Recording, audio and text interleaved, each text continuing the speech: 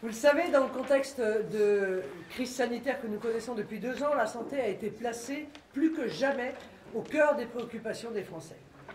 Cette crise a révélé les failles structurelles de notre système de soins, après 25 ans de gestion purement comptable des enjeux de santé par les gouvernements successifs.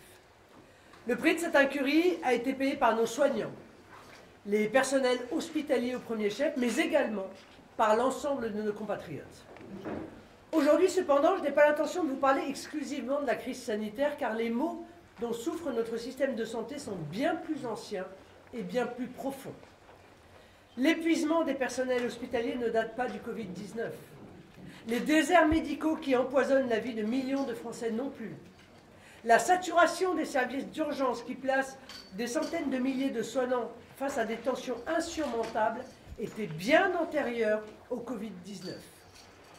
Enfin, le détournement scandaleux de l'aide médicale d'État qui a transformé la France en plateforme du tourisme médical aux frais du contribuable n'a lui non plus aucun rapport avec la pandémie. La question à laquelle mon programme en matière de santé entend répondre est, vous l'avez compris, bien plus large. Comment rendre aux Français, qu'ils habitent dans les métropoles ou en zone rurale, le système de soins qui a fait leur fierté pendant des décennies? Le premier axe de mon programme présidentiel concerne l'hôpital, première victime de l'invraisemblable bureaucratisation de notre système de soins. Au premier chef, il nous faudra redonner sa pleine attractivité à l'exercice en milieu hospitalier. L'hôpital français ne peut fonctionner alors même que, selon le président de la Fédération hospitalière de France, 30% des postes n'y sont pas pourvus. Une étude menée en avril 2021 révélait même que 40% des infirmières envisageaient de changer de métier. En conséquence, une enveloppe de 2 milliards d'euros sur 5 ans sera consacrée à la revalorisation de l'ensemble des personnels soignants exerçant à l'hôpital. En parallèle, au moins 10 000 places supplémentaires seront ouvertes dans les instituts de formation en soins infirmiers et les centres de formation d'aides-soignants. Mais au-delà des questions de rémunération, l'hôpital souffre, je l'ai déjà souligné, d'une dérive bureaucratique inimaginable. Pour mettre un terme à cette situation, ma première mesure sera la suppression pure et simple des agences régionales de santé, plus connues sous le nom de ARS.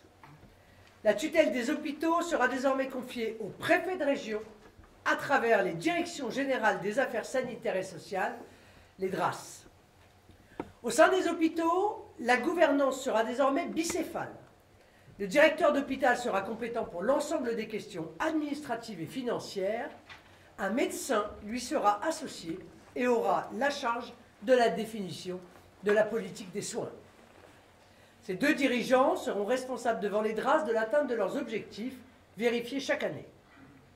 Ils n'auront plus à répondre chaque semaine, chaque mois, à d'incessantes demandes infantilisantes et inutiles des ARS. Troisièmement, je supprimerai l'inepte tarification à l'acte instituée progressivement depuis 15 ans. Elle sera remplacée par une dotation globale permettant de garantir la qualité des soins. Charge au binôme de direction que j'ai décrit à l'instant d'en faire bon usage. Il sera responsable de cette tâche dont la réussite conditionnera son maintien ou son remplacement. Enfin, pour desserrer les taux administratifs, j'instituerai un plafond de 10% de postes administratifs au maximum dans les hôpitaux. La sécurité sociale, qui, je vous le rappelle, est financée par les cotisations des Français, n'a pas vocation à entretenir une superstructure administrative non nécessaire à la réalisation des soins. La troisième question majeure pour l'hôpital est celle de la capacité et de l'organisation de l'accueil des patients. Entre 2000 et 2020, ce sont 100 000 lits d'hôpital qui ont été supprimés. Rien qu'en 2020, en pleine pandémie, 5 700 lits ont été fermés. Aussi, j'instaurerai un moratoire d'effet immédiat sur la suppression de lits à l'hôpital public, car ces suppressions continuent chaque jour. Des audits au cas par cas seront menés, mais la course folle aux indicateurs chiffrés faisant la loi, indépendamment des besoins des territoires, sera définitivement interrompue. Ensuite, Pour soulager les urgences saturées, les personnels y seront renforcés. Des partenariats seront institués dans chaque hôpital avec les médecins libéraux, vers lesquels les patients relevant de la médecine de ville seront systématiquement réorientés. Je créerai également une filière distincte aux urgences pour nos aînés. Leur prise en charge actuelle n'est pas digne et contribue à surcharger les services. Ils seront précocement réorientés vers des structures adaptées le cas échéant. Enfin, redonner à l'hôpital des moyens passe aussi par la question des matériels. Il est en effet inacceptable que nos hôpitaux soient sous-équipés en matériel de pointe. Je pense par exemple à la nécessité de lancer un plan de déploiement de scanners et d'IRM qui sera lancé dès mon élection. En 5 ans, nous placerons le taux de disponibilité de ces appareils au même niveau que celui de l'Allemagne. Le deuxième axe de mon programme concerne la médecine de ville, sur laquelle nous nous appuyons insuffisamment au détriment des patients et des médecins, ainsi que les EHPAD. Première priorité en la matière, l'éradication, j'ai bien dit, l'éradication des déserts médicaux. La promesse de notre système de santé est celle de l'universalité de l'accès aux soins. Je n'accepte pas que dans les zones rurales, voire parfois dans les villes moyennes, des patients attendent des mois pour faire un examen dont parfois dépend leur survie. 7,4 millions de Français vivent aujourd'hui dans un désert médical. Présidente des solutions concrètes, je mettrai un terme à leurs difficultés.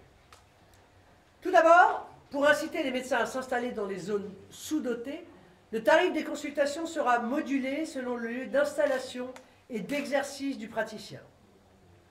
Concrètement, ça signifie qu'un généraliste exerçant dans la Creuse percevra un tarif significativement bonifié par rapport à un confrère installé dans une métropole.